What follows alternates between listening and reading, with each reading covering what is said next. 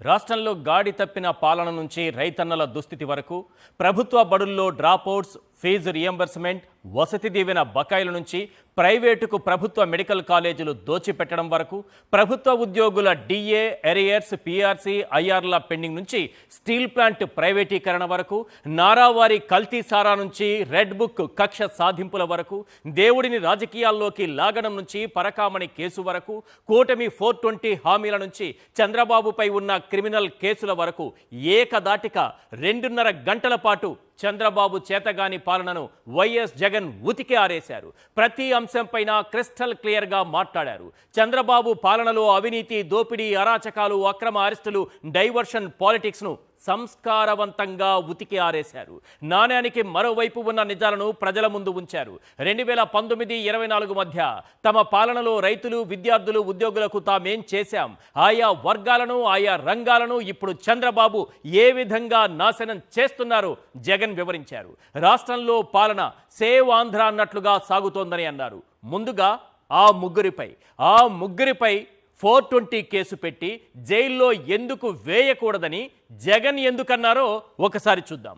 ముందుగా జగన్ అన్న మాటల్లోని కీ పాయింట్స్ ఒకసారి స్క్రీన్ పైన చూద్దాం. ఆ ముగ్గురిని 420 కేసు పెట్టి జైల్లో వేయాలని అన్నారు. ఎందుకు అనాల్సి వచ్చింది? మోసం చేసిన చంద్రబాబుపై 420 కేసు ఎందుకు పెట్టకూడదు? నిరుద్యోగ భృతి కింద నెలకు 3,000 చొప్పున 2 ఏళ్లకు 72,000 ఇవ్వాలి. ఇచ్చారా? కానీ సూపర్ 6 సూపర్ హిట్ అని అబద్ధాలు ప్రచారం చేసుకుంటూ ఉంటారు. ఎక్కడికి వెళ్ళినా ఇదే మాట చెబుతారు. జగన్ గారు సూటిగా ఒక ప్రశ్న అడిగారు. ఏంటి? నిరుద్యోగ భృతి కింద నెలకు 3,000 చొప్పున 2 ఏళ్లకు 72,000 ఇవ్వాలి. ఇచ్చావా చంద్రబాబు అని అడిగారు. దీనికి సమాధానం ఉండదు. కానీ సూపర్ 6 సూపర్ హిట్ అంటారు. నెక్స్ట్, 18 ఏళ్లు నిండిన మహిళలకు ఆడబిడ్డ నిధి కింద ఏడాదికి 18,000 చొప్పున 2 ఏళ్లకు 36,000 అయింది. ఇచ్చారా? ఇది జగన్మోహన్ రెడ్డి గారు అడిగింది. దీనికి చంద్రబాబు నాయుడు గారు సమాధానం చెప్పరు. Next, BC, SC, ST, minority మహిళలకు 50 ఏళ్లకే పింఛన్ అన్నారు. నెలకు 4,000 చొప్పున 2 ఏళ్లకు 96,000 ఇచ్చారా? ఇవ్వరు. అయినా సూపర్ 6 సూపర్ హిట్ అని ప్రచారం చేసుకుంటారు. ఇంకా ఉన్నాయి, అయిపోలేదు అప్పుడే. మామూలుగా ఉతుకుడు కాదు, అది సంస్కారవంతంగా ఉతికారేశారు. ఈరోజు మోసం చేసిన చంద్రబాబుపై 420 కేసు ఎందుకు పెట్టకూడదు? కొన్ని ఎగ్జాంపుల్స్ కదా, ఇంకా ఉన్నాయి. అన్నదాత సుఖీభవ, పిఎం కిసాన్ కాకుండా రైతులకు ఏటా 20,000 ఇస్తామన్నారు. 2 ఏళ్లకు 40,000 ఇచ్చిందంతా 10,000. ఇది మోసం కాదా? నెక్స్ట్, తల్లికి వందనం కింద ఎంతమంది పిల్లలుంటే అంతమందికి అన్నారు. మొదటి ఏడాది ఎగరగొట్టారు. రెండో ఏడాది ఏకంగా 20 లక్షల మందికి తగ్గించారు. 15,000 కాస్త 5,000, 8,000, 9,000. ఎక్కడ వాళ్ళ అంతంత డబ్బులు పాపం వాళ్ళ దగ్గర ఉంటే కష్టమని చంద్రబాబు నాయుడు గారు వాళ్ళ అకౌంట్లో ఉంటే వాళ్ళు బాధపడతారని ఈయనే ఉంచేసుకున్నట్టుగా కనిపిస్తోంది. 5,000, 8,000, 9,000, 20 లక్షల మందికి ఎగ్గొట్టారు. పైగా ఒక ఏడాదే ఎగ్గొట్టేశారు. రెండో ఏడాది ఇచ్చినవి ఇవి 5,000, 8,000, 9,000. ఇది మొత్తానికి జగన్మోహన్ రెడ్డి గారు ఏమన్నారనేది ఒక్కసారి విందాం మనం, ప్లీజ్.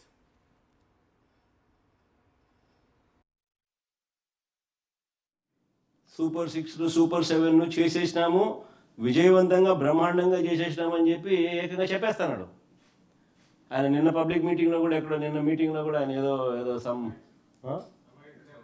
ఎక్కడ చెప్పినాడు? నిన్న గోపాల్పురంలో కూడా సూపర్ 6 సూపర్ 7 విజయవంతంగా చేసేసినాము అని కూడా చెప్పేస్తున్నాడు.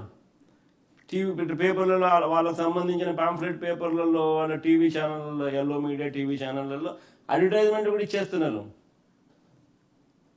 సూపర్ 6 సూపర్ 7 సూపర్ హిట్ అని. నిజంగా గోబెల్స్ అంటే దీనికి గోబెల్స్ అసలు ఎక్కడో పోవాలి. అసలు వీళ్ళ దగ్గర నుంచి గోబెల్స్ నేర్చుకోవాలి. గోబెల్స్ అనే వ్యక్తి హిట్లర్ టైంలో కమ్యూనికేషన్ మినిస్టర్. ఆయన పేరు చెప్తారు, కానీ వాస్తవం ఏంటంటే చంద్రబాబు నాయుడు పేరు చెప్పాలా.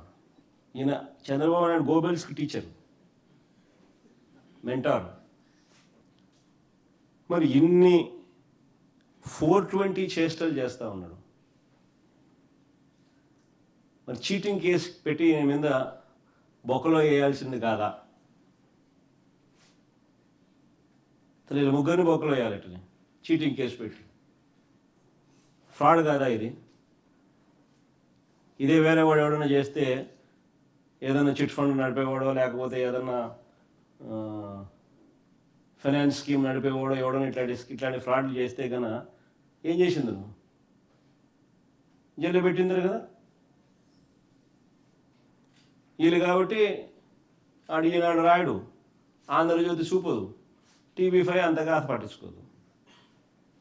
అంతా వీళ్ళే గజ దొంగల ముఠ, దోచుకోవడాలు, పంచుకోవడాలు, తినుకోవడాలు అంతా వీళ్ళే. ఎవడు రాయడు, ఎవడు చూపుడు, ఎవడు మాట్లాడు. సూపర్ 6